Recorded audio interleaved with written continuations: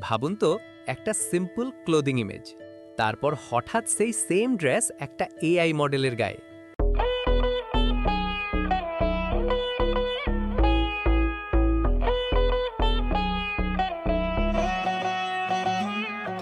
আজকে আমি দেখাবো কিভাবে আপনি ক্যাপকাট মোবাইল দিয়েই এআই ফ্যাশন মডেল বানাতে পারেন। প্রথমে আপনার মোবাইলে ক্যাপকাট অ্যাপটি ওপেন করে নিন। এখন নিচে বা মেনু থেকে অল টুলস বা মার্কেটিং টুলস অপশানে প্রবেশ করুন।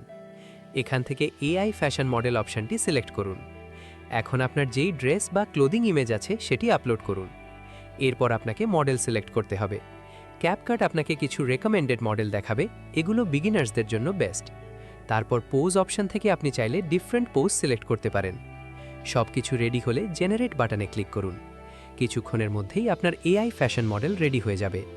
জেনারেট হয়ে গেলে ইমেজটি সেভ করে নিন। এখন চাইলে এই ইমেজ দিয়েই ভিডিও তৈরি করতে পারেন। জেনারেট ভিডিও অপশানে ক্লিক করুন। ভিডিও জেনারেট হয়ে গেলে সিম্পলি এক্সপোর্ট করে নিন।